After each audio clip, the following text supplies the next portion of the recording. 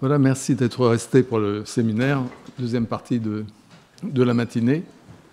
Et nous accueillons aujourd'hui Mariam Ebrahimi Dinani, que certains d'entre vous connaissent parce qu'elle a passé au Collège de France plusieurs années. Elle a été à Terre, elle a été ici aussi au titre de la bourse Anna Karopo.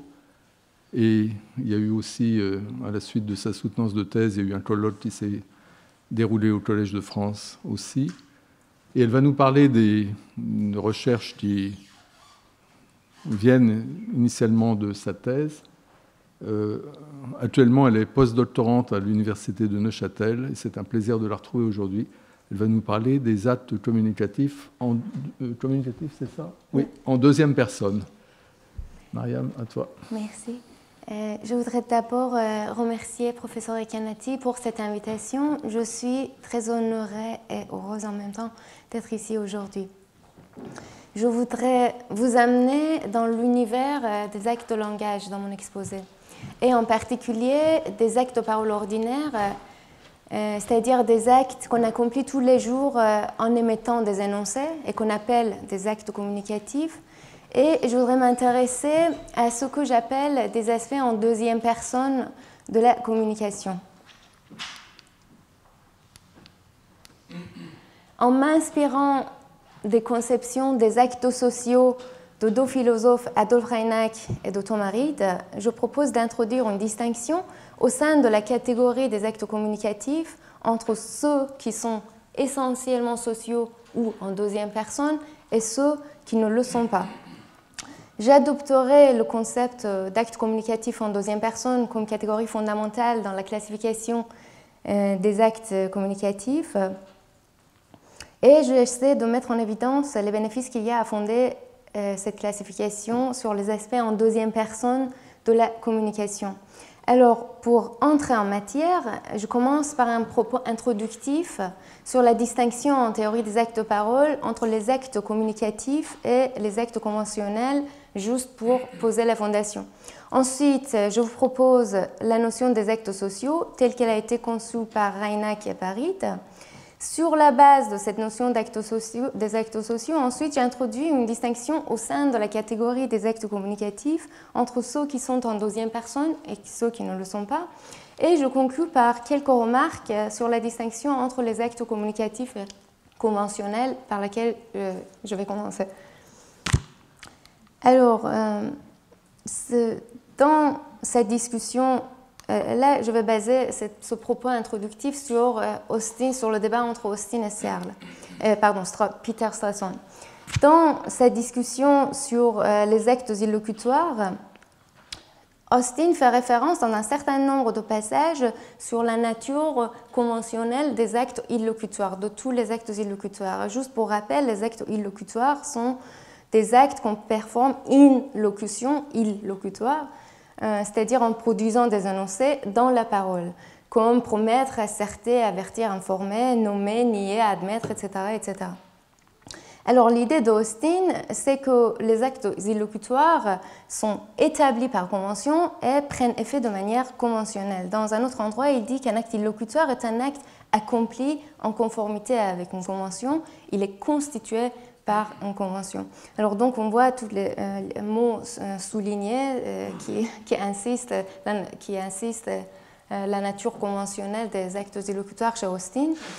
Si on prend cette thèse, ça donnerait quelque chose comme ça. L'acte de promettre, par exemple, ne peut exister qu'en vertu d'une convention qui confère l'obligation de remplir la promesse à l'acte d'énoncer une certaine formule, en particulier la formule « je promets de faire ». Et la prise en charge par le locuteur d'une obligation de remplir le contenu de sa promesse est en fait un effet conventionnel de l'acte illocutoire de promettre. Ça, c'est quelque chose que ça donnerait la thèse conventionnaliste d'Austin. Mais cette thèse conventionnaliste est sujette à exagèse et il n'est pas très clair, ou au moins ce n'est pas une question tranchée, ce que vraiment Austin entendait par son idée de la nature conventionnelle de tous les actes illocutoires.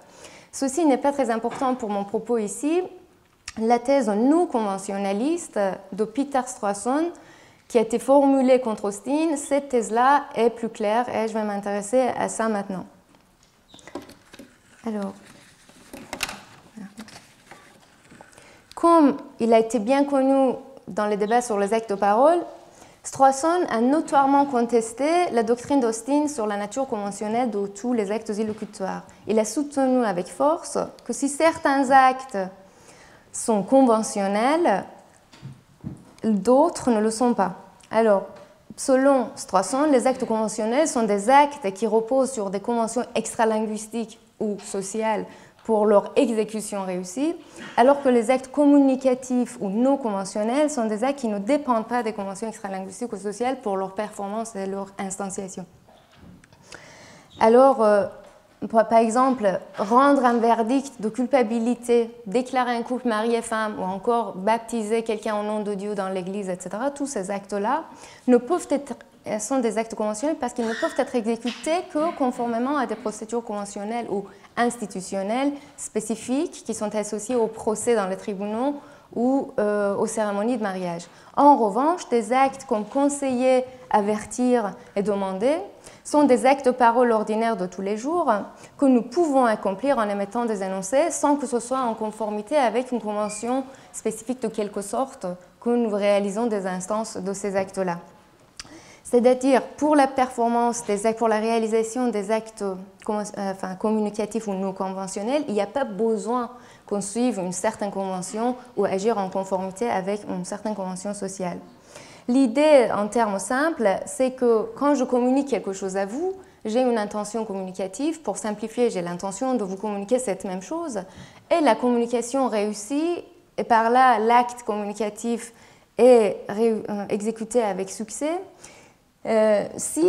Simplement, si dès que vous reconnaissez mon intention communicative. Par exemple, pour saluer quelqu'un, on peut enlever le chapeau, on peut aussi serrer les mains ou utiliser des moyens conventionnels comme des formules comme bonjour, good morning, etc., etc.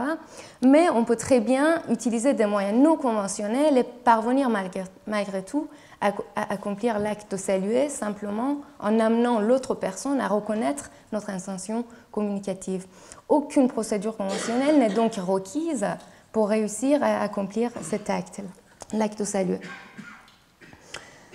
Alors, pour réussir à saluer quelqu'un, donc, la seule chose qui compte, c'est que l'auditeur comprenne mon intention communicative, mon intention de le saluer. Tout ce qui est requis et qui est aussi suffisant, c'est la reconnaissance par l'auditeur de l'intention communicative du locuteur. L'aspect crucial de la communication ordinaire réside dans la compréhension ou la reconnaissance par l'auditeur de l'intention communicative du locuteur, connue sous le nom de condition de réception ou uptake. Ce terme de uptake vient d'Austin lui-même. L'idée, c'est que pour qu'un acte communicatif ou non conventionnel soit réussi, soit exécuté avec succès, la réception ou le uptake doit être assurée. L'auditeur doit comprendre à la fois le sens et la force de l'énoncé. Là, du coup, on retrouve de nouveau la distinction force-contenu qui a été sujet d'un des cours du professeur Recanati ainsi qu'un colloque qu'il avait organisé il y a 3 ans. L'idée, juste pour rappel très simple, c'est que quand j'émets un énoncé, quand je dis par exemple que je vais être là à 19h, il y a un contenu à mon énoncé. Le contenu de mon énoncé est fixe, c'est que Mariam va être à tel ou tel endroit à 19h, mais cet énoncé peut avoir différentes forces. Ça peut avoir peut-être qu'en émettant cet énoncé que je vais être là à 19h, je veux peut-être faire une promesse, je veux peut-être faire simplement une prédiction que je vais être là ou je vais informer quelqu'un. Tous ces actes que je pourrais viser, accomplir en émettant cet énoncé correspondent à différentes forces qu'on dit que cet énoncé peut avoir. Donc, la force de l'énoncé correspond à l'acte que le locuteur vise ou entend accomplir en émettant son énoncé. Alors, la distinction entre... La distinction, juste pour l'essentiel de la distinction, pour résumer la distinction conventionnelle communicative, on peut dire que les actes conventionnels sont régis par des conventions extralinguistiques ou sociales.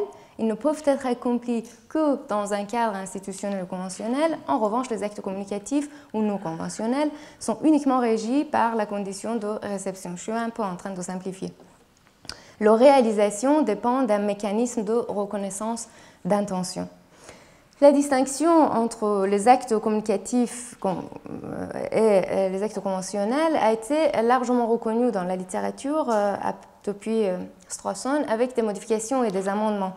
Vous voyez des exemples des gens qui ont repris la distinction en le faisant raffiner. Mais bien que la distinction entre les actes communicatifs et les actes conventionnels ait un attrait très intuitif, cependant, il s'est avéré difficile, comme toujours en philosophie, d'établir une frontière claire entre les deux types d'actes. Comme l'affirme par exemple François Recanati, la raison en est que de nombreux actes, tels que faire des promesses, donner des ordres ou présenter des excuses, c'est-à-dire des apologies, tous ces actes-là peuvent être exécutés de manière formelle dans le cadre d'une institution extralinguistique ou sociale ou de manière informelle en tant qu'acte de parole ordinaire. Alors, je reconnais que de nombreux actes ne peuvent être directement classés dans l'une ou l'autre catégorie, mais mon objectif ici est de tenter d'affiner la catégorie des actes communicatifs, c'est-à-dire les actes de parole qu'on accomplit tous les jours, des actes de parole ordinaires, qu'on accomplit dans le cadre informel, en appliquant les idées de Reinach et de Reid, qui sont deux philosophes qui, bien avant que la nature actionnelle de l'utilisation du langage devienne un sujet d'investigation philosophique au milieu du XXe siècle, ont fait des tentatives préliminaires pour développer une théorie des différents usages du langage dans le même esprit que la théorie moderne des actes de parole. Reid, à la fin du XVIIIe siècle, et Reinach, au début du XXe siècle, ont développé l'idée des actes sociaux qui ressemblent de près à la caractérisation dominante des actes communicatifs ou non conventionnels. Et sur la base de leurs idées, je vise à introduire ensuite une distinction au sein de la catégorie des actes communicatifs ou non conventionnels. Juste pour vous donner une idée de ce que je vais faire à la suite, je vise à caractériser les actes communicatifs ou non conventionnels comme des actes pour lesquels la communication des intentions est suffisante pour leur exécution.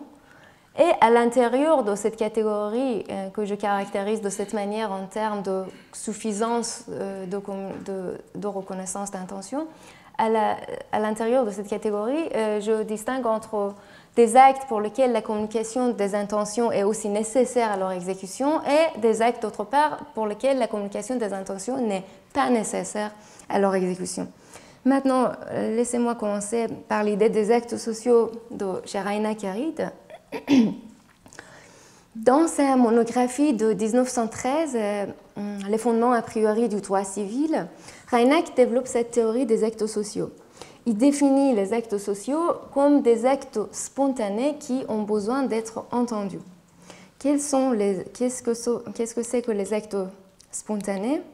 Les actes spontanés sont en fait juste des actes de l'esprit, des actes internes du sujet, des actes ponctuels de l'esprit, des actes mentaux. Et il les caractérise de cette manière. Il dit que les actes spontanés sont des expériences intentionnelles de l'esprit dans lesquelles l'esprit se révèle être l'initiateur phénoménal d'un acte.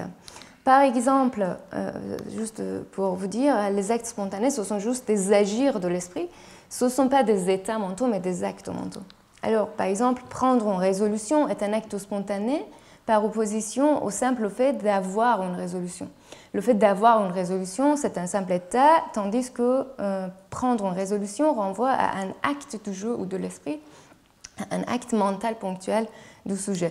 D'autres exemples d'actes spontanés sont tourner son attention vers quelque chose, pardonner, décider, interroger, demander, commander, promettre, etc.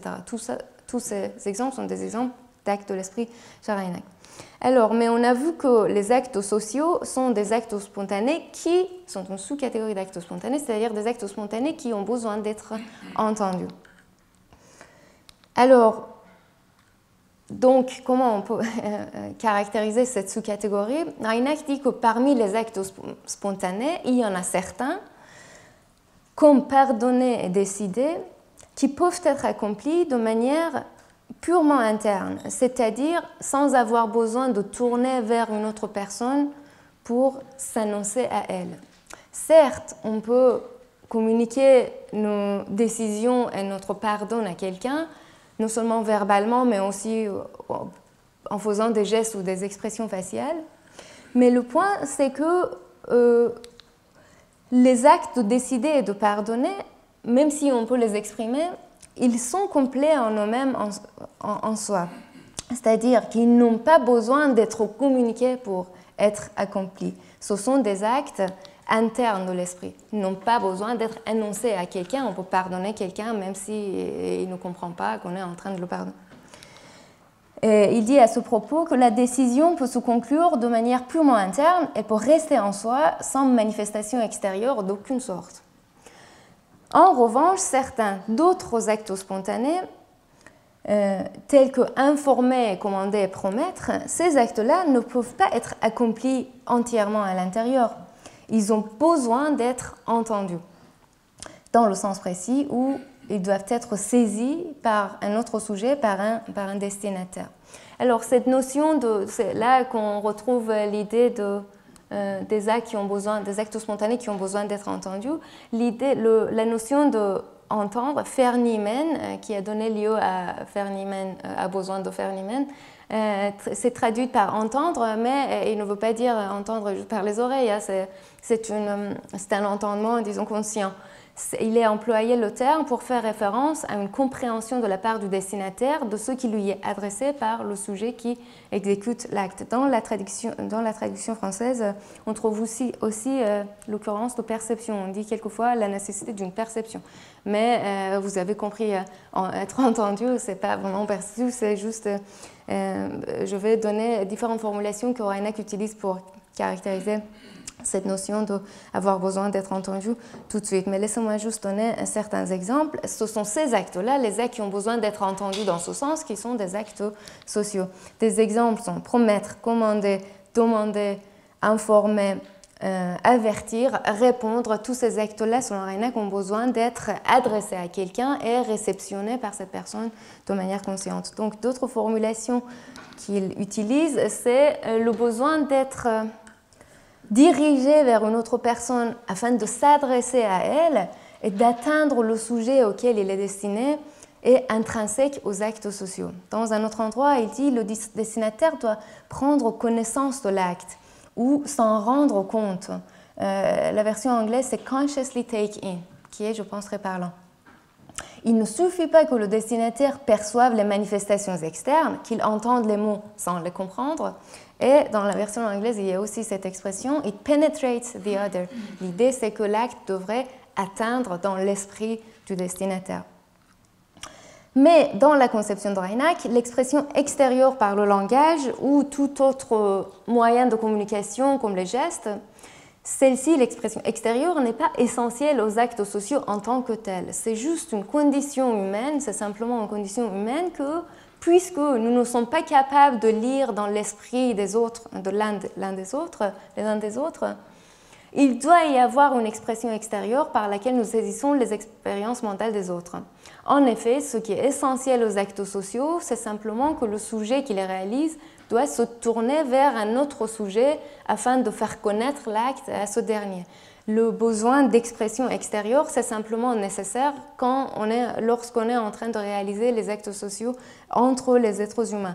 Or, pour Reinach, c'est possible que les actes sociaux soient réalisés parmi les autres agents, les autres individus, les autres êtres intentionnels, comme même les anges.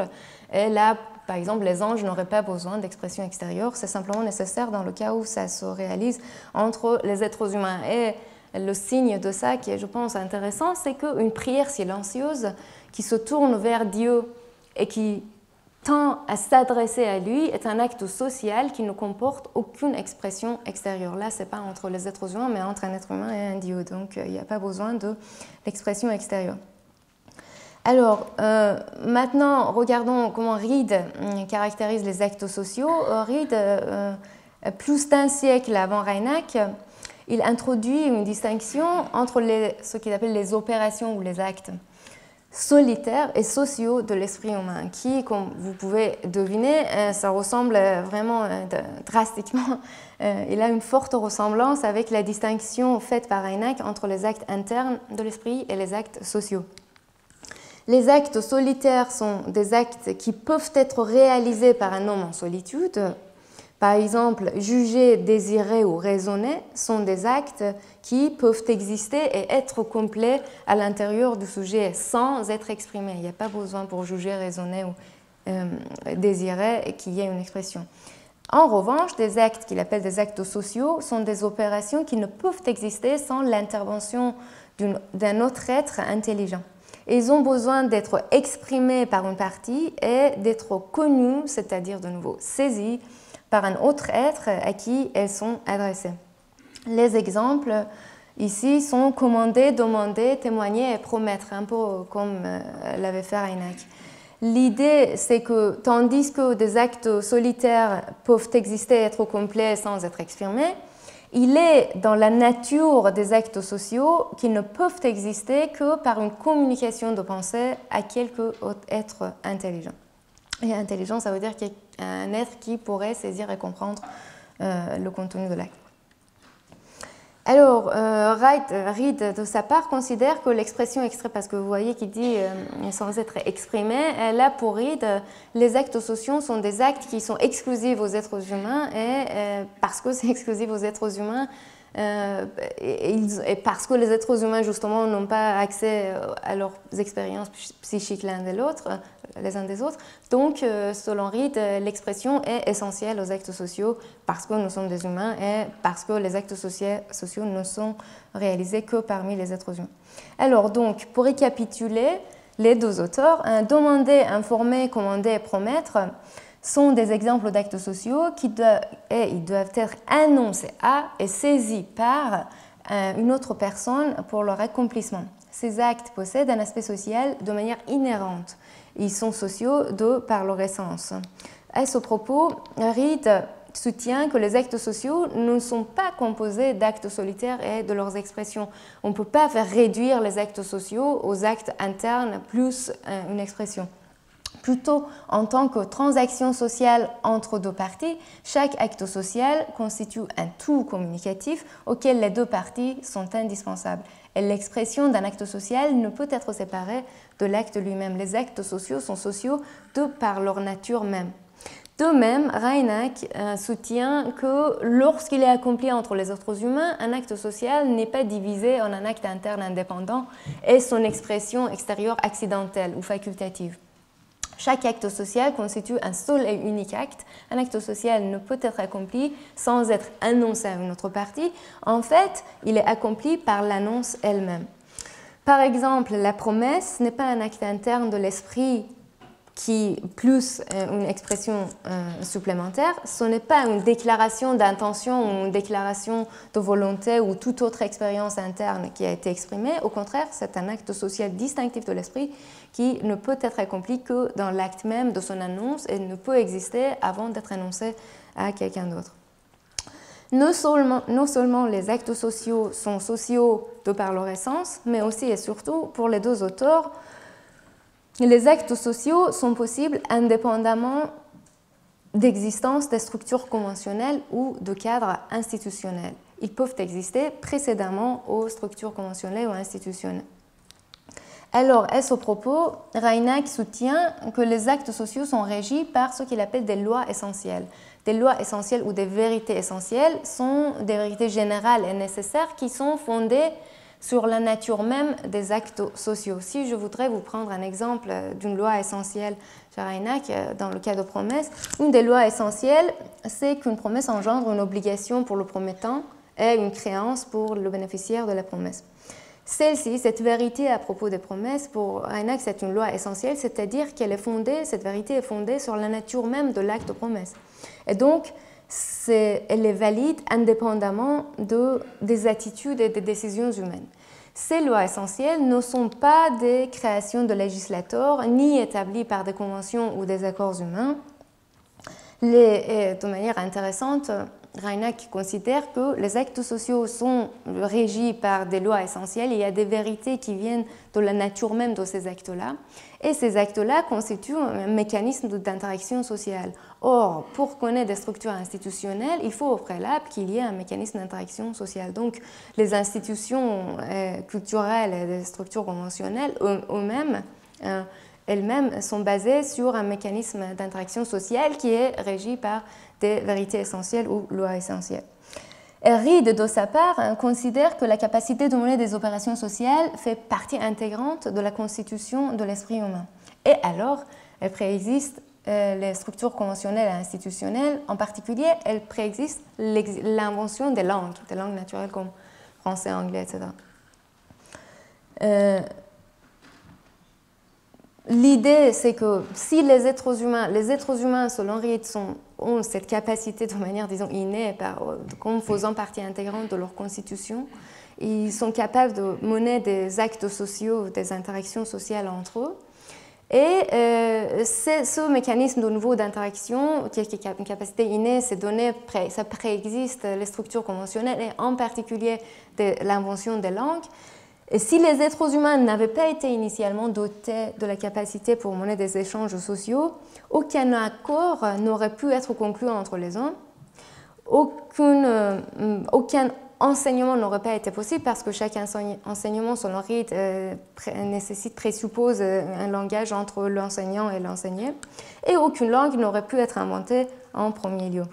Donc, selon Reed, sans un système d'échanges sociaux, les sociétés humaines ne pourraient pas exister, mais pour que ce système d'échange puisse fonctionner, il y a besoin qu'il y ait la bonne foi et la confiance, parce que sinon le système d'échange n'aurait jamais fonctionné. Et selon Reed, donc d'autres choses dont on a besoin pour constitution des sociétés humaines, c'est ces deux attributs de bonne foi et de confiance. Et lui, il pense aussi que ces deux attributs sont formés par la nature dans l'esprit humain. Ils font aussi partie intégrante de la constitution de l'esprit humain. Ils nous sont donnés dans un endroit, il utilise l'expression de cadeau de Dieu. La bonne foi et la confiance existent dans les êtres humains déjà comme un cadeau de Dieu ou de la nature. Alors, donc, il prend l'exemple de témoignages et de promesses comme deux actes sociaux par lesquels nous engageons notre véracité et notre fidélité respectivement avant tout accord explicite, c'est-à-dire qu'on est capable de ces deux actes avant même la mention des langues. Donc, promesse, c'est un acte social qui appartient, selon Reed, à la constitution de l'esprit humain qui existerait avant l'établissement des langues. Dans la théorie de Reed, ces deux actes sociaux sont des actes parfaitement naturels, donc ils appartiennent à la constitution de l'esprit humain et peuvent être réalisés en utilisant le langage naturel. Le langage naturel, c'est simplement le langage des gestes et la modulation des voix et des regards, etc., ou des pantomimes. Et ce langage naturel, avant qu'il y ait des vraies langues conventionnelles, ce langage naturel, c'est le moyen pour l'instrument pour les êtres humains de mener des échanges sociaux entre eux. Et un exemple de ça, c'est que les pantomimes parmi les Romains étaient très répandues et tout le monde qui venait de différents côtés du monde de la planète pourrait comprendre de quoi il s'agissait. Alors, inspiré maintenant par le concept d'actes sociaux tel qu'il a été conçu par Reinach et Reed, je vais tenter maintenant d'appliquer leurs idées inspirantes dans ce qui suit à la catégorie des actes de parole communicative ou des actes de parole ordinaires. En appliquant la distinction entre les actes sociaux et les actes internes de Reed et Reinach à l'intérieur de la catégorie des actes communicatifs, premièrement, je vais catégoriser les actes communicatifs comme des types d'actes qu'on accomplit. Ça veut dire que, par exemple, pour donner un ordre, on pourrait utiliser des impératifs, on peut aussi utiliser ce qu'on appelle des performatifs. Je peux dire « je vous ordonne de faire ça ». Tout ça sont des moyens différents d'utilisation du langage pour réaliser des actes communicatifs. Mais moi, ici, je ne m'intéresse pas aux différentes manières qu'on utilise le langage pour performer les actes. Je m'intéresse aux types d'actes eux-mêmes, c'est l'acte même d'ordonner comme un type d'acte. Et en m'appuyant sur la distinction entre les actes sociaux et les actes internes sur la catégorie des actes communicatifs, je propose de distinguer entre les types d'actes qui sont essentiellement sociaux ou sociaux et les types d'actes qui sont non essentiellement sociaux. Et je voudrais les appeler aussi des actes en deuxième personne et non en deuxième personne. Avant d'appliquer la distinction entre acte social et acte interne à la catégorie des actes communicatifs, je voudrais ouvrir une parenthèse pour expliquer pourquoi j'utilise ce terme en deuxième personne. Qu'est-ce qui est en deuxième personne dans cette manière que je voudrais caractériser les actes en inspiration de Reinach et Reed. Alors revenons donc sur la distinction entre actes sociaux et internes solitaires. On a vu que, contrairement aux actes internes solitaires, les actes sociaux nécessitent essentiellement d'être annoncés ou exprimés à une autre partie et compris ou saisis par elle. Moi, j'ai tendance à penser que la différence en fait entre ces deux types d'actes réside dans le fait que les actes sociaux sont essentiellement en deuxième personne, comme je vais les appeler, ou second person. En deuxième personne, c'est la manière que j'ai trouvée pour traduire second person. Et qu'est-ce qui est donc la différence entre les actes sociaux et internes? Déjà, c'est une différence en termes des aspects en deuxième personne. Pourquoi? Parce qu'on a vu que les actes sociaux ont besoin d'intervention de l'autrui, et ça, c'était l'expression qu'Orid utilise. Il faut qu'il y ait l'intervention du destinataire pour la réalisation des actes sociaux. Il faut l'intervention d'une autre personne pour l'accomplissement des actes sociaux. Et l'intervention d'autrui, c'est un composant essentiel de l'exécution des actes sociaux. Alors, prenez l'exemple de pardonner, qui était déjà un des exemples de Reinach, un exemple d'acte interne de chez Reinach. L'idée, c'est que l'acte de pardonner est dirigé à et présuppose l'existence d'un autre individu que nous croyons nous avoir blessé, offensé ou lésé.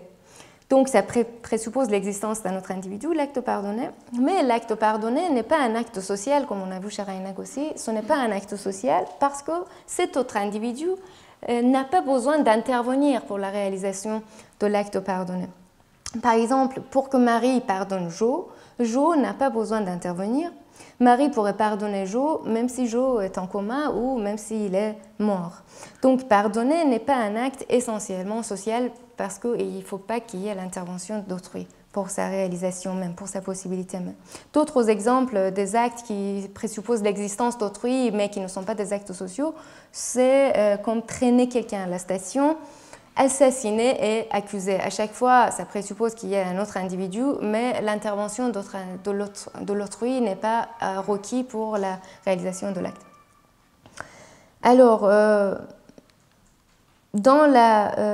pour rendre compte de ce que j'appelle ici cet élément en deuxième personne, cette intervention de l'autrui pour la possibilité de l'acte, cet élément d'intervention dans la terminologie récente philosophique, on parle de la notion d'intentionnalité conjointe. Cette littérature sur l'intentionnalité conjointe a émergé premièrement pour rendre compte des cas paradigmatiques des activités qui impliquent l'intervention d'autrui, et ces cas paradigmatiques des activités qui requièrent l'intervention d'autrui sont en fait des actes qu'on appelle des actes conjoints, des actions conjointes. Des actions conjointes sont des actions mondaines, des exemples mondains de faire quelque chose ensemble, des exemples d'agir ensemble. On les caractérise de cette manière. Action conjointe, c'est une activité coordonnée et coopérative entreprise par deux ou plusieurs individus en vue d'un but commun où chaque individu contribue à la réalisation de ce but. Par exemple, prenez l'exemple d'un groupe de personnes qui courent ensemble pour s'abriter lors d'une tempête. Là, on peut dire que ces individus qui courent, ils partagent le but de chercher un abri, mais il ne s'agit pas d'une collaboration, il ne s'agit pas d'une action conjointe, il ne s'agit pas d'une interaction en vue d'atteindre ce but. Comparons donc l'action des individus qui courent en même temps pour trouver un abri, ce n'est pas une action conjointe. Comparez ça à l'exemple de Jo et Marie qui lavent la vaisselle ensemble. Ici,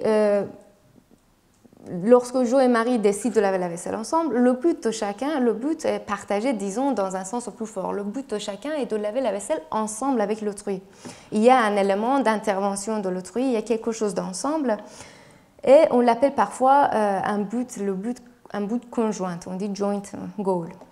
Alors, d'autres exemples, je vous ai dit les exemples mondains de faire quelque chose ensemble, comme peindre une maison ensemble, marcher ensemble ou défiler ensemble contre l'ennemi, tout ça sont des exemples d'action conjointe.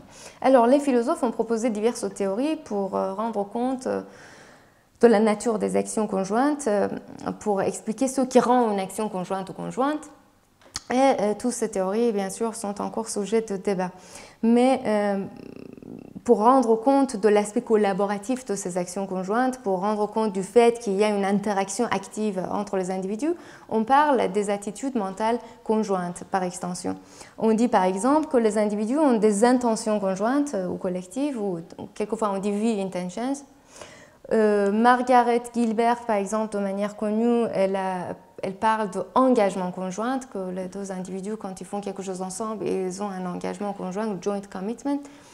Michael Tomasello, par exemple, il parle d'attention conjointe de sa part. Alors, je me permets d'ouvrir une petite parenthèse sur Tomasello, parce que je pense que c'est intéressant et inspirant pour ce que je vais dire dans la suite de l'exposé. Tomasello, qui est un psychologue du développement, avec ses recherches pionnières sur les origines de la cognition sociale, il émet l'hypothèse des capacités de l'intentionnalité conjointe en tant que forme exclusivement humaine de relations en deuxième personne avec des individus spécifiques dans des interactions en face à face. Selon Tomasello, l'idée c'est que dans l'évolution de la vie sociale humaine, il y avait une première étape, ça c'est son hypothèse, il y avait une première étape évolutive, bien avant que les êtres humains commencent à vivre en communauté, bien avant la civilisation, à peu près il y a 400 000 ans, là où il y avait les pressions écologiques qui ont fait de sorte que les premiers humains sont devenus l'interdépendante. Ou bien pour chercher de la nourriture, ou bien ils devaient collaborer ou mourir. Et donc, ils ont développé la capacité de faire des choses à deux. Selon Tomasello, avec le passage des premiers humains d'une recherche de nourriture solitaire à une recherche collaborative, en raison de pression écologique, les êtres humains on a eu l'émergence d'activités collaboratives simples, en particulier et surtout chercher de la nourriture ensemble, avec les compétences et motivations nouvellement évoluées de l'intentionnalité conjointe. Et il y a toutes les formes d'intentionnalité conjointe qui émergent à cette étape évolutive.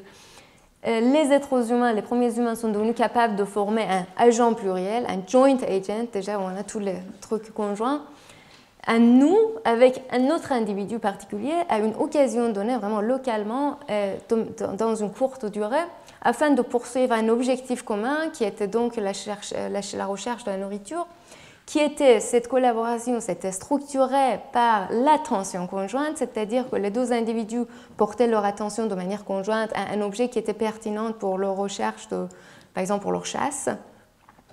Et cette attention conjointe, c'était en même temps imprégné de perspectives individuelles et des rôles individuels qu'ils prenaient dans la poursuite de l'activité collaborative. Par exemple, quelqu'un faisait ça, l'autre faisait ça, et ensemble, ils cherchaient de la nourriture. En tant qu'agent en deuxième personne, les premiers humains ont commencé à prendre aussi des engagements conjoints l'un avec l'autre de poursuivre le but de manière responsable. Et en plus, ils ont développé la capacité de communication coopérative. Il dit que les activités intentionnelles conjointes furent le berceau des formes uniques de communication coopérative des humains qui étaient initialement réalisées par des gestes de pointage et des pantomimes qui peuvent être vus comme un langage naturel entre les premiers humains, qui étaient développés pour coordonner habilement les différentes perspectives et rôles qu'ils devaient prendre dans l'action collaborative. Et aussi, par cette capacité de pointer et de pantomime et cette communication qui était devenue coopérative, et ils sont devenus capables de s'informer mutuellement de manière bénéfique. Il furent la présupposition mutuelle de coopération et de confiance entre les premiers humains. Toutes ces choses-là n'existaient pas entre les autres primates qui n'étaient pas humains. Donc là, on a d'un seul coup l'émergence, enfin d'un seul coup, je vais dire, dans une première étape évolutive, l'émergence de toutes ces attitudes conjointes. Ce qui est intéressant, je pense, c'est vraiment les ressemblances avec Reid qu'on a vues au début de mon exposé. D'une part, on a la possibilité de certains types d'actes communicatifs avant l'émergence de formes institutionnelles de la vie, et en particulier avant l'émergence des conventions linguistiques, parce que selon Tomasello, les gens sont devenus capables de s'informer et de demander. Il y avait au moins les deux actes qu'ils pouvaient réaliser avec des gestes pointés et de pantomime.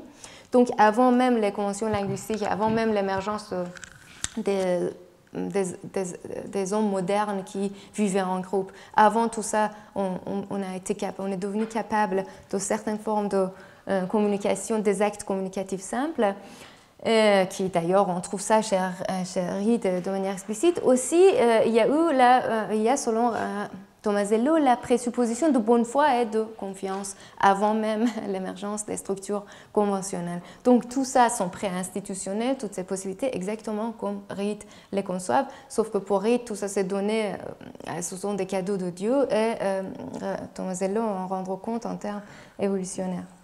Alors, maintenant, si on revient au cas des actes sociaux et leurs aspects en deuxième personne, ma suggestion ici, c'est que dans le cas paradigmatique de la communication face à face, quand deux individus sont en train de faire, il y a un acte communicatif face à face, dans ces cas paradigmatiques, il y a aussi un élément de conjointeté. Il y a une forme d'attitude conjointe, c'est ça ma suggestion, qui est une intention conjointe du destinataire et du locuteur au contenu communicatif tel qu'il a été adressé au destinataire.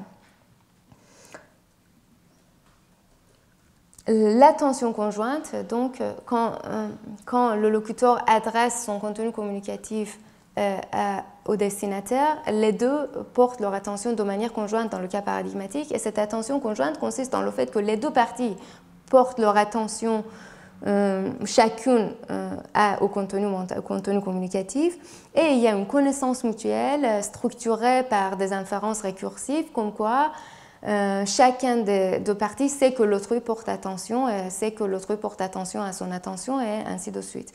Donc la suggestion, c'est que dans le cas paradigmatique des communications face à face, quand le locuteur adresse le destinataire, il y a une attention conjointe du locuteur et du destinataire au contenu communicatif tel qu'il est adressé par le locuteur au destinataire. C'est dans ce sens que je parle de la notion d'adresse en deuxième personne. On peut dire que les actes sociaux sont des actes qui requièrent une adresse en deuxième personne. J'emprunte ce terme d'adresse en deuxième personne, c'est une expression que j'ai trouvée chez Tomasello, mais il l'utilise dans un autre contexte. Mais je pense que c'est une expression qui est très parlante. Alors, je pense que la notion d'adresse en deuxième personne pourrait apporter des perspectives précieuses pour la construction d'une classification des actes de parole. Mais je suis consciente, il est difficile, peut-être qu'il est très difficile même de l'articuler, ce que c'est que l'acte d'adresser. Je peux simplement dire que l'acte d'adresser est distinct, bien sûr, de l'acte d'exprimer. Il s'agit plutôt d'acte d'exprimer à. Ce n'est pas exprimer, mais exprimer à.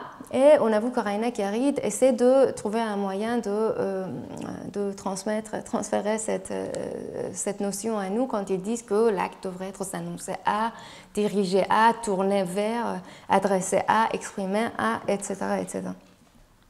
Alors, dans l'accomplissement, la suite de ma suggestion, c'est que dans l'accomplissement des actes sociaux, l'adresse en deuxième personne se produit par le biais d'un contenu communicatif qui est projeté, lancé ou révélé au destinataire, et elle n'est réussie, l'acte d'adresse n'est réussi que si le destinataire porte son attention conjointement avec le locuteur dans le cas paradigmatique face à face au contenu communicatif tel qu'il est projeté ou dirigé vers lui.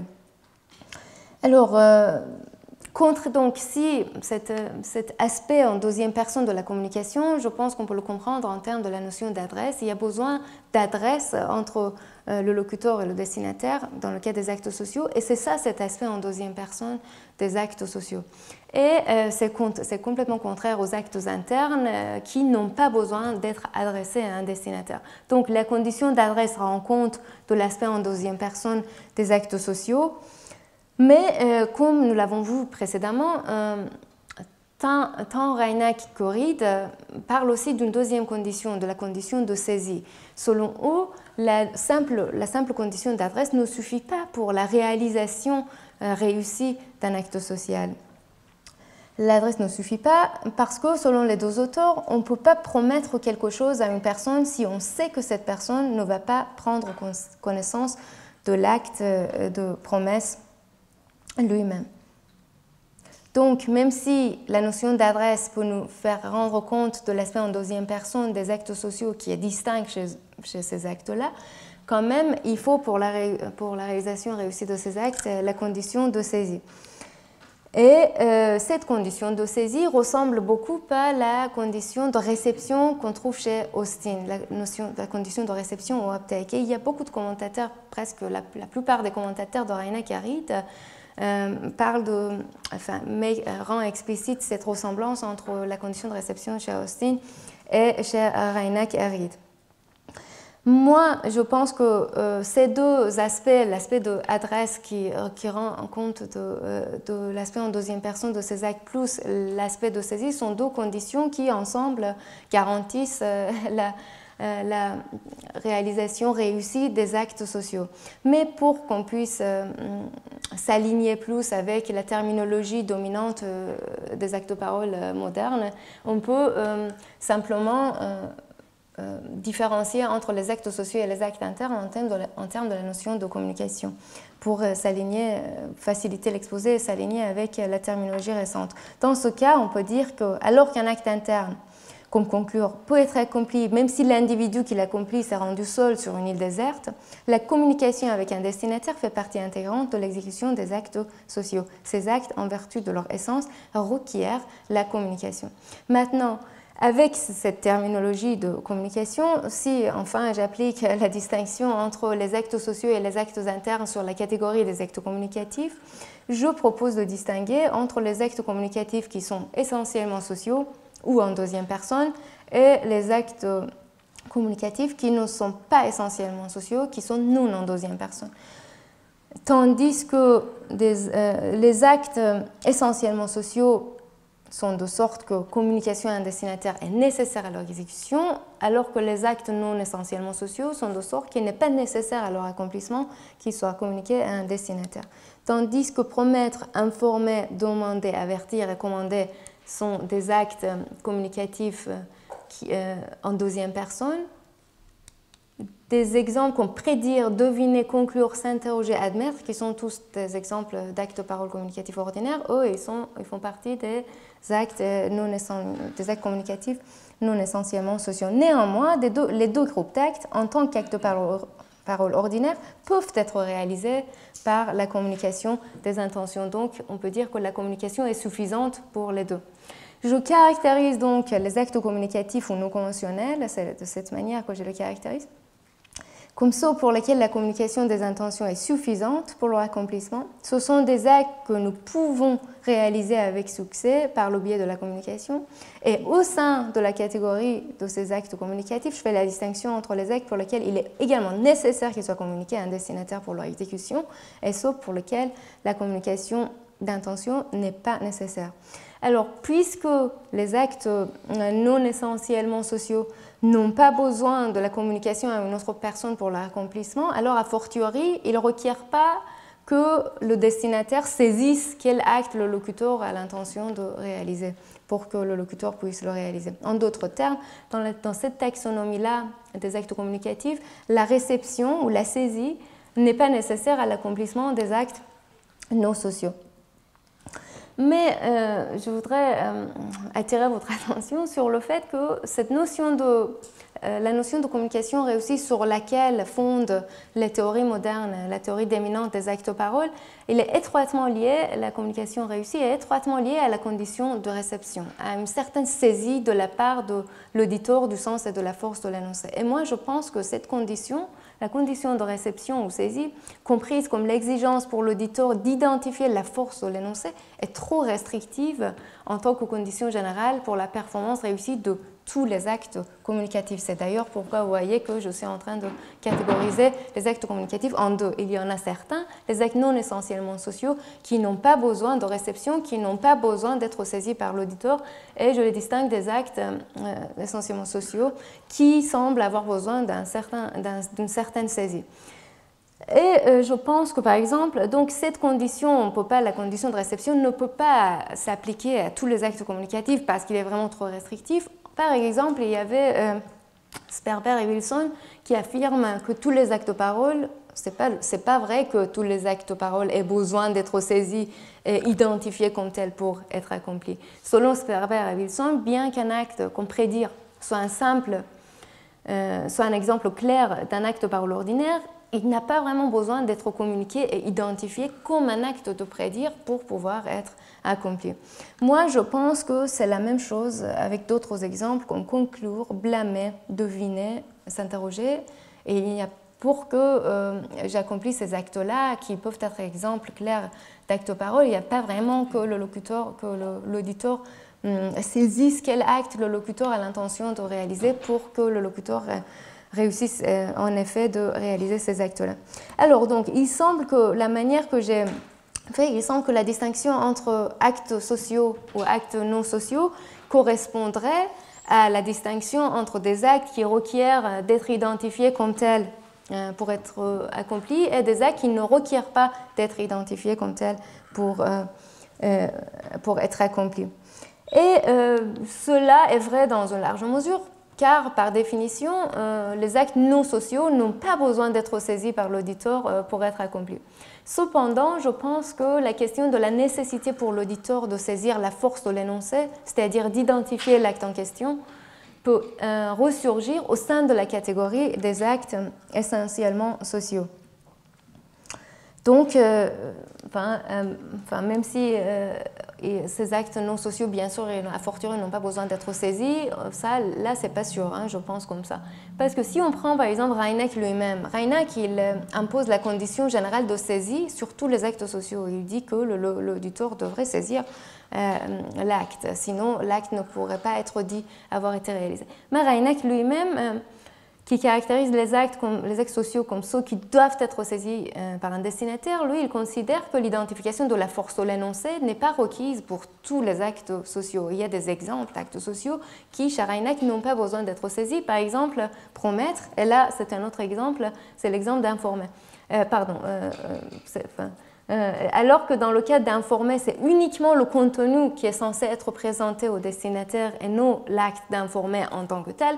Dans le cas de commander et de demander, ce sont ces actes en tant que tels qui sont censés être saisis. Donc pour la commande et demander, il y a besoin que, selon Reinach, que l'auditeur saisisse qu'il s'agit bien de l'acte de commande ou de demande, mais pour l'acte informé, c'est simplement le contenu informatif qui suffit pour qu'on puisse dire que l'acte a été réalisé avec succès. C'est la même chose avec promesse. Pour la promesse aussi, il pense que l'auditeur devrait saisir la force de l'énoncé. Alors, cela suggère que, du point de vue de Reinach, la condition générale de saisie qu'il impose lui-même sur tous les actes sociaux n'implique pas que pour tous les actes sociaux, le destinataire doit identifier la force de l'énoncé.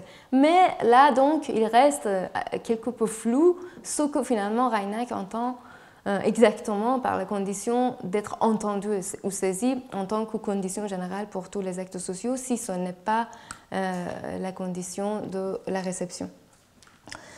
Alors, la question de la nécessité pour l'auditeur d'identifier la force de l'énoncé, de toute façon, se pose cette question avec le plus de force pour toute théorie qui poserait la condition de réception comme une condition nécessaire pour l'exécution réussie de tous les actes communicatifs.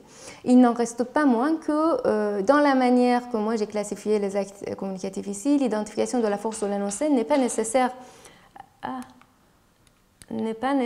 à l'exécution réussie, des actes non sociaux.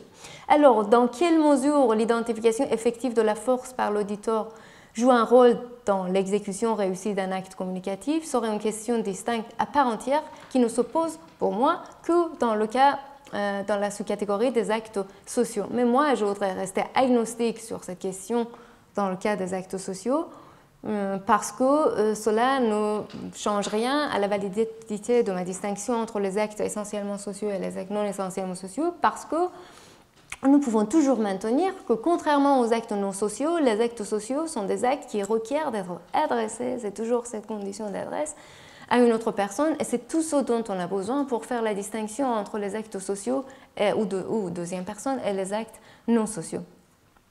Alors, je pense qu'il convient de noter que c'est la raison principale pour laquelle je pense que la condition d'adresse en deuxième personne offre un potentiel significatif comme base pour la taxonomie des actes de parole. Premièrement, elle servirait de critère pour distinguer les actes sociaux des actes non sociaux. Et deuxièmement, en tant que telle, elle n'implique pas la condition de réception et les défis associés à la notion de saisie de la force seraient contournés si nous établissions la base de la distinction en termes de la notion d'adresse en deuxième personne. Alors, pour que l'adresse en deuxième personne soit réussie, il se peut que l'auditeur n'ait qu'à porter son attention au contenu communicatif tel qu'il lui a été adressé. Moi, je pense que la notion d'adresse en deuxième personne appartient à un ensemble de notions qui sont le groupe des notions qui sont liées à l'intentionnalité conjointe, et il est possible, je ne sais pas, il est possible que toutes ces notions soient des notions premières, primitives et basiques et non analysables. Quoi qu'il en soit, je reste assez confiante que la notion d'adresse en deuxième personne n'est à tout le moins pas plus complexe que la notion de la communication elle-même. Alors, je continue, juste pour finir mon exposé, à décrire les actes sociaux en termes encore de la notion de communication, juste pour s'aligner avec la terminologie récente, même si, disons que pour moi, à l'intérieur de la catégorie des actes communicatifs, nous pouvons faire une distinction entre des actes qui sont en deuxième personne, c'est-à-dire des actes qui ont besoin d'adresse en deuxième personne, et les actes qui n'ont pas besoin. Mais je continue à formuler la différence en termes de la notion de communication d'une manière qui s'aligne plus étroitement sur la terminologie du point de vue dominant. Alors, laissez-moi maintenant juste ajouter une dernière couche à ma taxonomie, maintenant que je suis venue jusqu'ici. Si nous caractérisons les actes non sociaux comme des actes pour lesquels la communication n'est pas nécessaire, alors il me semble qu'en dehors des actes qui correspondent aux actes internes dans la terminologie de Reinach, qui étaient appelés des actes internes, par exemple deviner ou conclure, des actes qui peuvent être complètement accomplis à l'intérieur, en dehors de cette catégorie, il y a d'autres types d'actes communicatifs qui sont non sociaux, c'est-à-dire pour lesquels la communication n'est pas nécessaire, mais pour autant, ils ne sont pas internes non plus.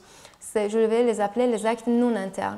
Et ces actes sont tels qu'il leur est essentiel d'être exprimés. Expression, c'est essentiel à ces actes-là, même s'ils doivent être exprimés, mais par définition, ils ne doivent pas être exprimés parce qu'ils ne sont pas des actes sociaux, ils sont des actes non sociaux, qui n'ont pas besoin d'être adressés ou exprimés justement. Mais pourtant, il y en a certains, et je tends à penser que prétendre et rapporter sont des exemples d'actes qui sont non sociaux, donc ils n'ont pas besoin d'être adressés pour être accomplis, mais en même temps, ils ne sont pas internes non plus s'ils ont besoin d'une expression.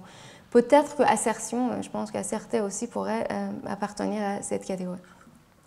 Alors donc cela donne, tout ce que je viens de dire jusqu'ici, donne lieu à ce schéma représentatif. On a la catégorie des actes communicatifs qui suffisent d'être communiqués. Là, on distingue entre les actes en deuxième personne et non en deuxième personne. Et puis à l'intérieur des actes qui ne sont pas en deuxième personne, on pourrait distinguer entre des actes internes à la Reinach-Erith et des actes non internes qui sont, disons, des actes purement linguistiques. Alors, pour finir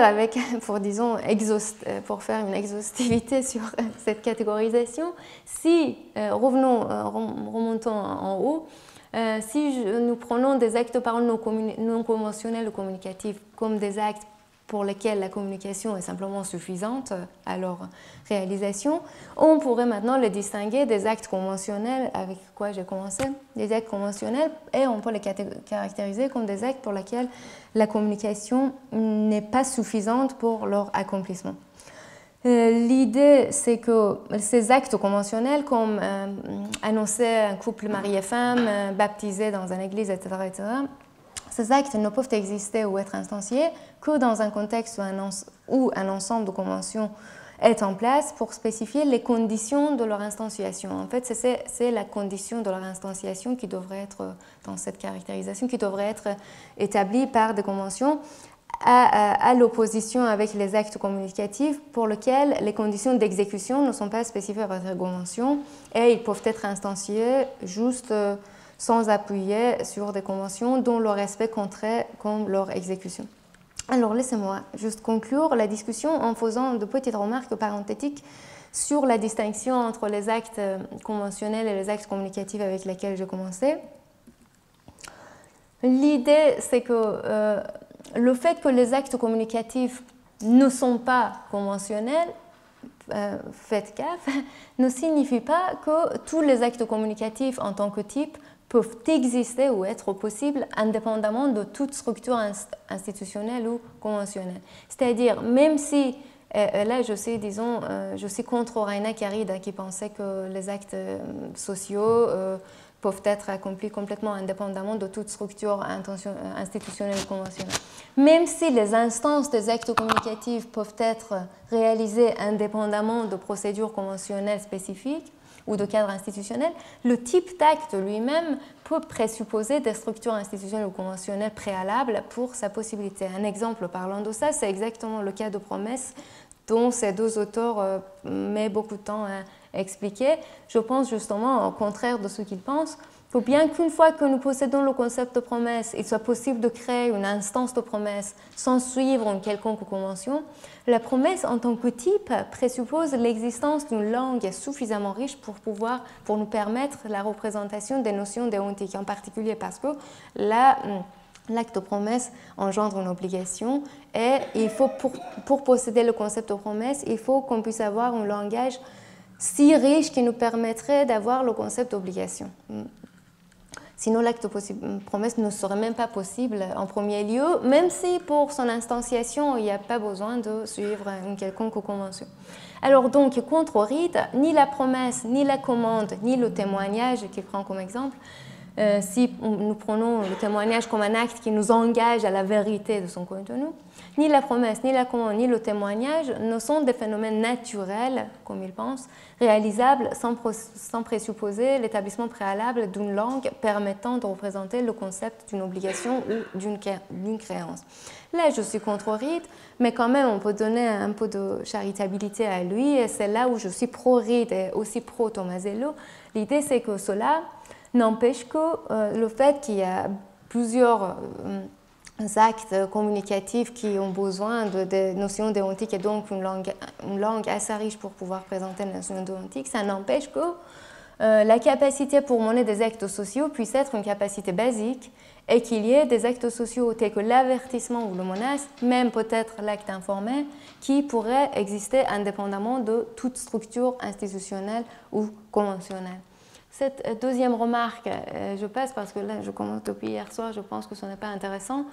Et je finis mon exposé, juste, je ne peux pas l'appeler même conclusion, je l'appelle une récapitulation. J'ai tenté ici dans cet exposé de raffiner la classification des actes communicatifs en introduisant l'idée des actes communicatifs en deuxième personne et mettre en lumière les perspectives qu'offre un tel raffinement. Ensuite, j'ai tenté de rendre justice aux idées pionnières présentées par Raina Caride bien avant que les différents actes-paroles ne deviennent l'objet d'examen philosophique. Pour autant que je sache, la question de la nature en deuxième personne de nombreux actes communicatifs, mais pas de tous, a été négligée dans la théorie des actes-paroles. En m'appuyant sur Raina Caride, j'ai proposé que l'on puisse étudier différents types d'actes illocutoires en fonction de leur nature essentiellement sociale ou en deuxième personne. Cette approche Raina-Caridienne que je prends pourrait être inspirante pour les débats sur les actes-paroles, et ceci pour deux raisons. Premièrement, compte tenu de l'intérêt croissant pour les débats sur l'intentionnalité conjointe et collective et la constitution du monde social, et deuxièmement, parce que la condition d'adresse en deuxième personne est moins restrictive moins restrictive que la condition de réception qui s'est révélée contre-intuitive en ce qui concerne les conditions de réussite de certains actes tels que prédire, deviner et pardonner parmi d'autres. Merci pour votre attention.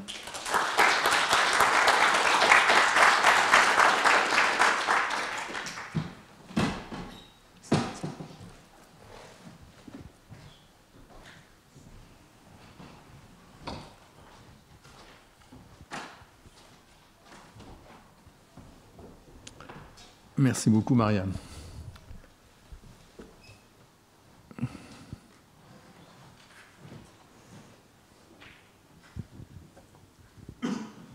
Merci, Mariam.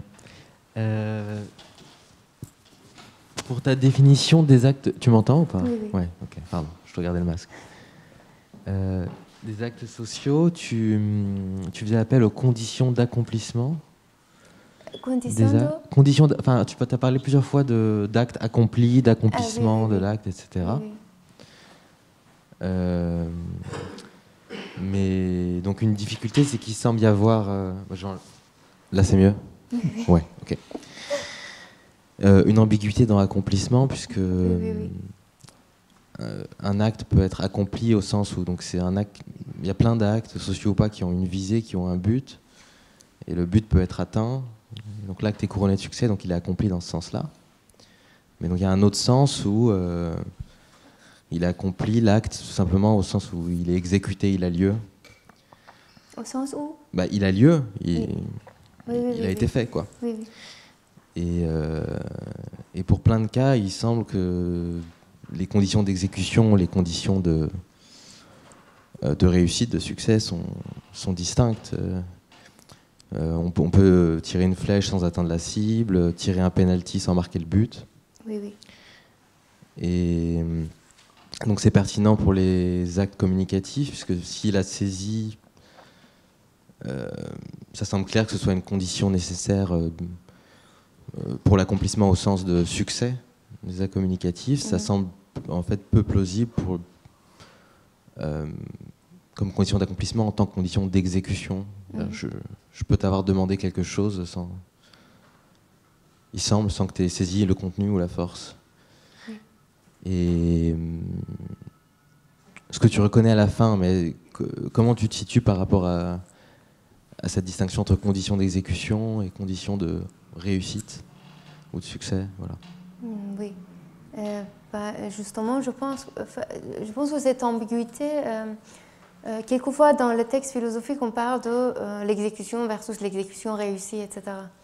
Et donc, mais justement, j'ai ce problème avec la condition de réception, c'est la condition de saisie, parce que je pense que pour distinguer, il faut absolument distinguer deux types d'actes, ce que j'appelle actes sociaux et non sociaux. Et j'ai fait l'argument comme quoi, pour faire cette distinction, on n'a absolument pas besoin de la notion de saisie. Et donc, comme ça, j'ai exclu la moitié, disons, des actes communicatifs de cette condition de réception. Je pense qu'il y en a au moins, il y en a plusieurs, il y a une sous-catégorie des actes communicatifs qui n'ont même pas besoin d'être saisis et même pas pour l'exécution réussie. Dans aucun cas, ils n'ont même pas besoin d'être saisis. Et pour l'autre cas, qui est le cas problématique, où il semble que pour l'exécution réussie, il y a besoin de la saisie, là, je suis restée agnostique, c'est-à-dire, je pense que toujours, il y a un sens. C'est vrai que moi, je peux, pour finaliser la première partie de ma parole, je peux dire que j'ai conclué, même si je sais que l'auditeur n'a pas compris que j'étais en train de conclure. Mais je ne peux sûrement pas promettre. Là, je pense que c'est ce que je pense personnellement. Je pense que je ne peux pas promettre si je sais que l'autrui n'a pas compris ma promesse. Si je le sais, je ne peux pas dire que j'ai accompli la promesse. Le cas compliqué, c'est le cas où on lance la promesse, par exemple la promesse ou les autres actes, mais on ne sait pas, on présuppose que l'autrui va comprendre, on ne sait pas. Dans un sens, on a accompli, donc on a exécuté l'acte, mais dans l'autre sens, on ne sait pas si l'exécution a été réussie ou non. Je pense qu'il y a la chose intuitive dans le besoin de la condition de réception, c'était que c'était cette différence que j'ai mentionnée pour l'acte. Si je sais que l'autrui ne va pas comprendre l'acte, si je sais, c'est une connaissance, alors je ne peux pas dire vraiment que j'ai promis. Donc, mais dans les cas normaux, oui, il y a donc cette ambiguïté de l'exécution et l'exécution réussie. Mon effort était justement de débarrasser la moitié des actes de parole de cette difficulté en disant qu'ils n'ont même pas besoin d'être saisis, même pour l'exécution réussie. Et sur l'autre, le cas des actes sociaux, je pense, donc je reste agnostique, je ne sais pas. D'accord. Ben, ça semble plus plausible que pour l'exécution, que les intentions soient reconnaissables, qu'elles soient effectivement reconnues. Mais bon. Même pour l'exécution, je pense qu'on présuppose que l'intention est reconnaissable. Par exemple, je ne veux pas lancer une promesse en allemand si je sais que vous n'allez pas comprendre l'allemand. Donc même pour l'exécution, il faut qu'il y ait une présupposition de la saisie. Merci.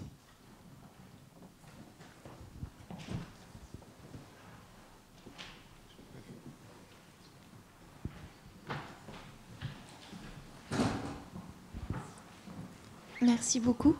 Je voudrais juste vous poser une question. Qu'est-ce que vous entendez par intention? L'intention, quand on s'adresse à, justement, parce que moi, il me semble, enfin, en tout cas, je ressens comme un problème sur les actes qui ne sont pas adressés à, mais qui pourraient être des actes sociaux. Donc, je voudrais entendre votre définition de l'intention. Vous avez l'idée des actes qui n'ont pas besoin d'être adressés, mais qui sont des actes sociaux, c'est ça? Oui, en tout cas, je le ressens comme existant. Enfin, je les ressens comme existants, ces actes-là. Vous avez des exemples?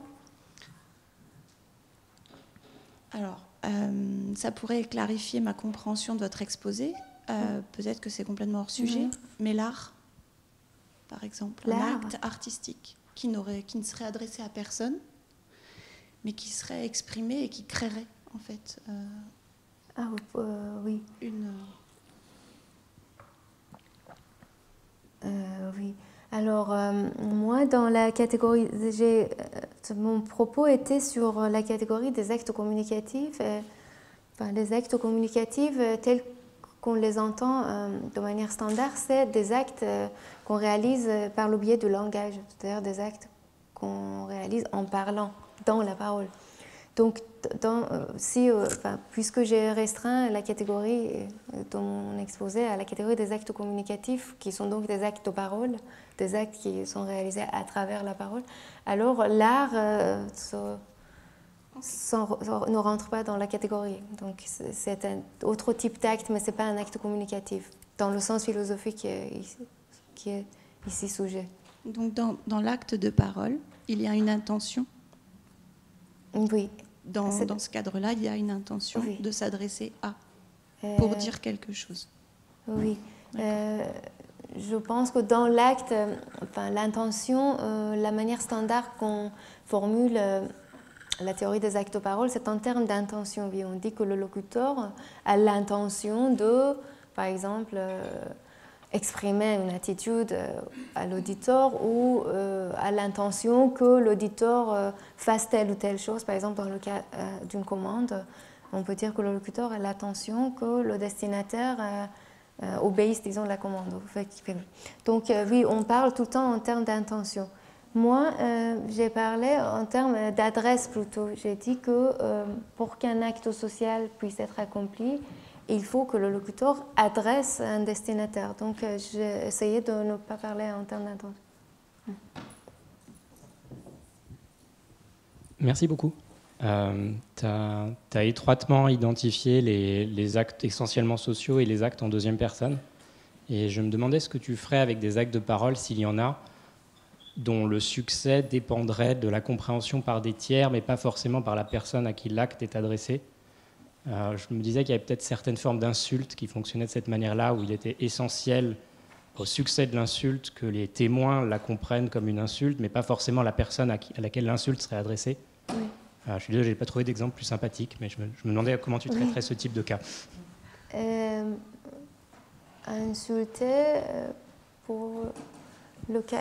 Insulter, là, donc, je pense, c'est pas important pour le cas des actes sociaux, c'est pas important que l'acte, le contenu de l'acte soit dirigé au destinataire. Ça veut dire que le rôle du destinataire n'est pas forcément la personne à qui l'acte est dirigé. Tu vois? Donc, dans le cas d'insulte... donc, en fait, tu dirais que c'est des actes en deuxième personne. Si j'insulte quelqu'un... C'est vrai que, je ne sais pas, maintenant je me demande la condition nécessaire pour que je puisse dire que j'ai insulté quelqu'un. Alors, je pense que pour le cas d'insulter, spécifiquement, ça suffit qu'il y ait un auditeur. Même si j'insulte quelqu'un d'autre qui n'est pas présent, le fait même que vous entendiez que je suis en train de l'insulter, je pense que ça suffit pour l'insulter, justement. C'est ça, non? Oui, mais après, j'imaginais un cas où la personne insultée était présente et l'acte était adressé à cette personne, mais ce qui comptait, c'était la compréhension, pas par cette personne elle-même, de la portée insultante de cet acte, mais par les témoins. Et en fait, si je comprends bien, tu proposes de dire que en fait, c'est un acte en deuxième personne qui, bien qu'adressé à la personne insultée, en fait, en fait, est en deuxième personne vis-à-vis des témoins, c'est ça? C'est un acte qui est dirigé vers... Non, oui, l'acte est dirigé vers qui? L'acte elle-même, le contenu de l'acte. Ça, on s'en fiche. C'est seulement c'est l'adressé qui compte. L'adressé n'a pas besoin d'être la personne qui est l'objet de l'acte. D'accord, merci. Je n'ai pas compris encore, non? Je n'ai pas compris la question. Si. Hein?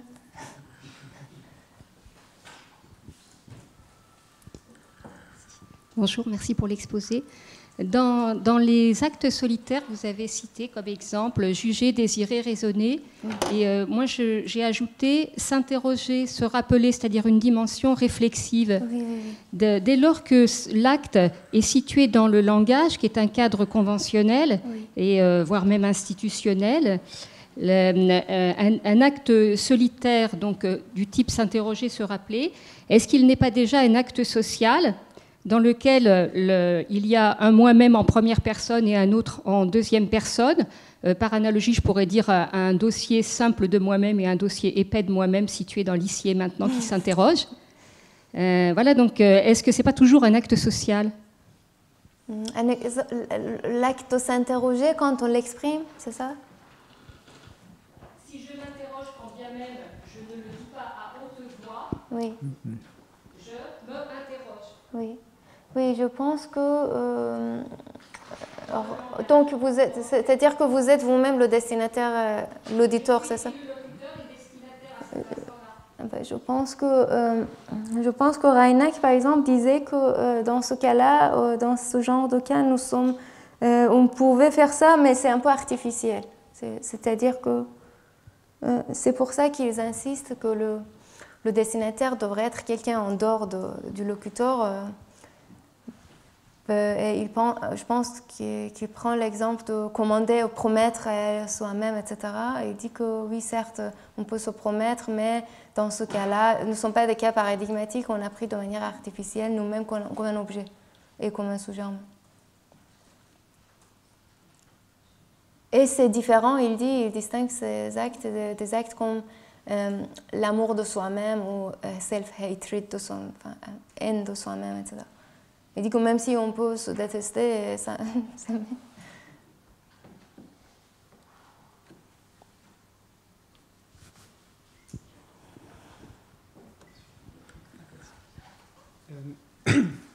Merci pour votre présentation. Est-ce que vous pensez que pour certains actes, il peut aussi être question du statut du locuteur d'être un agent compétent de cet acte? Donc par exemple, quelqu'un qui systématiquement échouerait ses promesses, peut-être qu'à force on pourrait dire que c'est même plus la réussite de sa promesse, mais qu'il n'est tout simplement plus en train de promettre. Ah, quelqu'un qui a un mauvais record. Oui, voilà, et que dans ce cas-là, c'est quelqu'un qui est plus en train de promettre, et donc que la réception est importante en fait. La réception est? Que la réception est nécessaire à l'acte, vu qu'il faut que... la personne puisse faire confiance. Oui, voilà, que les auditeurs reconnaissent le locuteur comme un agent de promesse compétent. D'accord. Vous dites que dans un cas, je suis désolée de reformuler, je voudrais être sûre. Vous dites que dans un cas qu'on promet, si quelqu'un a un mauvais record, alors on peut dire que dans ce cas-là, c'est important qui sera l'auditeur ou le destinataire, parce qu'il faut, c'est ça? Je veux dire que quelqu'un qui échouerait systématiquement ses promesses, oui. Peut-être que ses auditeurs n'accepteraient plus que ce qu'il fait compte comme une promesse. Oui. Donc, oui. Mais là, vous présupposez qu'il faut que le locuteur accepte la promesse. Hein. C'est ça. Vous présupposez que dans le cas normal, il faut que l'auditeur non seulement comprend la promesse, mais aussi accepte la promesse pour que ça soit... oui. Mais moi, je ne sais pas si ça vraiment pour... Je ne sais pas si vraiment pour qu'on puisse réussir à faire une promesse, il y a besoin, dans le cas normal, qu'il y ait une acceptation de la part de l'auditeur. Je pense que justement, Reinach pense que l'acceptation de l'auditeur ne compte absolument pas. Et il pense que l'acceptation, c'est elle-même un acte social, c'est différent, donc c'est complètement distinct de la promesse. La promesse, dès qu'il est comprise, il a été réussi. Donc l'acceptation, c'est un acte de plus, c'est un acte indépendant. Mais justement, en opposition, je pense que Reid soutient que l'acceptation fait partie de l'acte de promesse. Donc si une promesse n'est pas acceptée comme une promesse, les obligations ne vont pas découler. Donc là, il y a une différence, mais je pense que ça reste une question ouverte si vraiment l'acceptation est nécessaire pour l'exécution réussie d'une promesse ou non.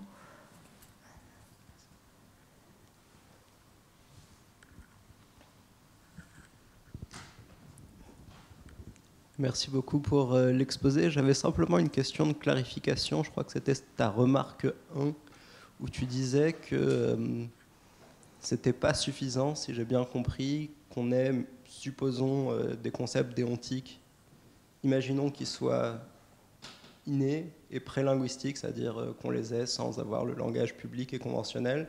Tu semblais suggérer que pour toi, il n'y aurait pas de promesse qui serait possible dans une telle communauté d'agents qui auraient tous les concepts déontiques nécessaires, qu'il manquait quelque chose, et j'aurais simplement voulu savoir pourquoi tu pensais que c'était le cas.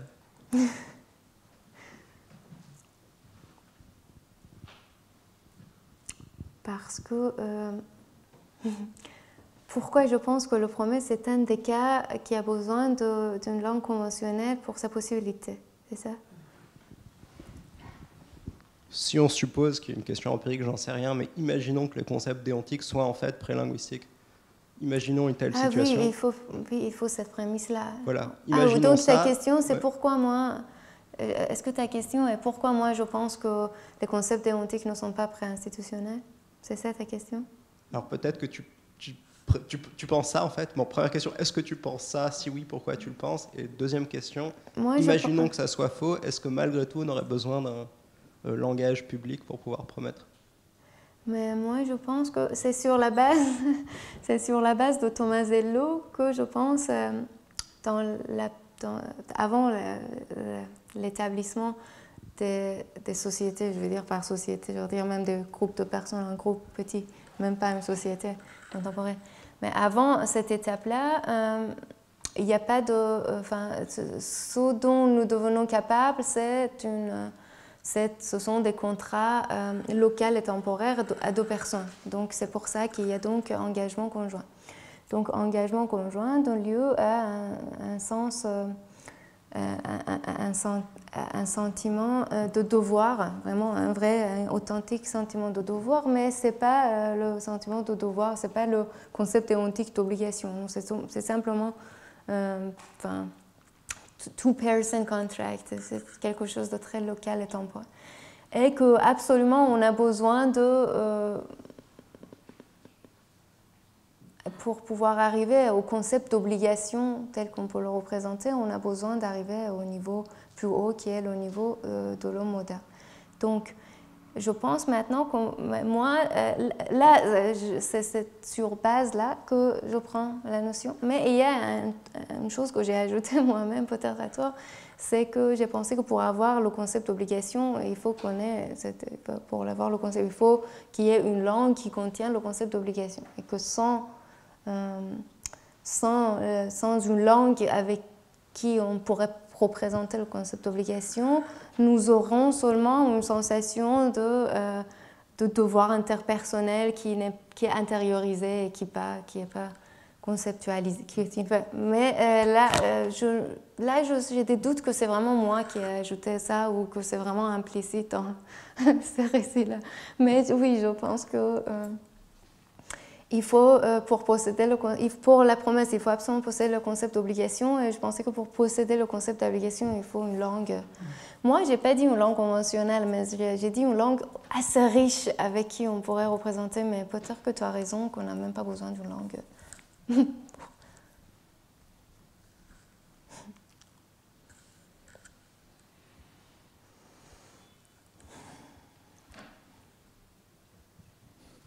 Moi, j'ai une question à propos des actes solitaires.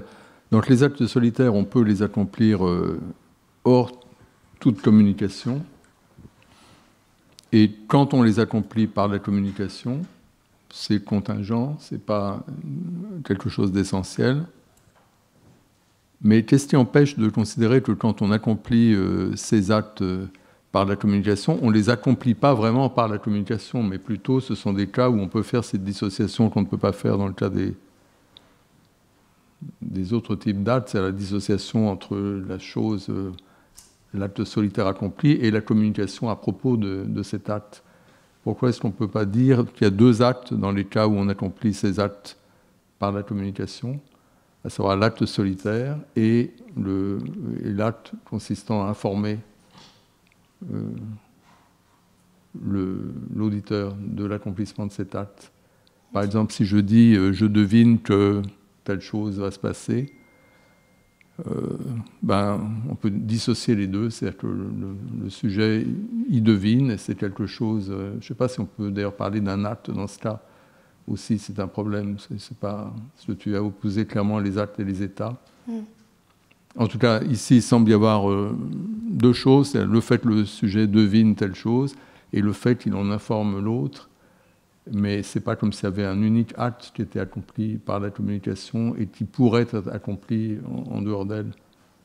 Oui, je pensais que dans le cas des actes internes, c'est, disons, l'expression d'un acte mental. Donc, on peut bien dissocier. Il y a un acte que je devine ou blâme et qu'on peut ensuite exprimer, si on veut, facultativement. Donc, à chaque fois, ces actes internes sont des actes d'expression, disons, expression des actes mentaux séparés. Mais puisqu'ils correspondent à des forces, des forces des énoncés, parce que je peux dire qu'est-ce qu'il faisait et deviner, qu'est-ce que tu es en train de faire avec ça, je suis en train de deviner la bonne réponse. Puisqu'on peut attribuer la force en ces actes-là, sinon ils sont essentiellement, ils ne sont pas des actes communicatifs. C'est pour ça que d'ailleurs moi j'ai utilisé la notion de suffisance de communication, mais je pense que par excellence ils ne sont pas vraiment des actes communicatifs. Même si je dis que la communication est suffisante pour eux, je suis en train de parler du versant linguistique de ces actes-là. Sinon, oui, donc ce n'est pas vraiment des actes communicatifs. Oui. Bien que tu les décrives en partant des actes communicatifs, c'est... Puis, quelqu'un m'a dit que... quelqu'un était un reviewer dans le papier, était en train de me dire qu'on peut quand même dire que ces actes-là, ce n'est pas le versant linguistique de l'acte mental, mais que c'est vraiment un acte, totalement un acte linguistique qui n'a rien à voir. Mais moi, je pense que vraiment, oui, ils sont pas... C'est pour ça que dans mon exposé, j'ai essayé de rester un peu plus distante sur la condition de suffisance de la communication, mais je pense qu'essentiellement, ils sont des actes mentaux, et puis à chaque fois, on a l'expression de l'acte mental. Donc, à chaque fois, c'est l'acte exprimé. Ok, merci beaucoup, merci à tous.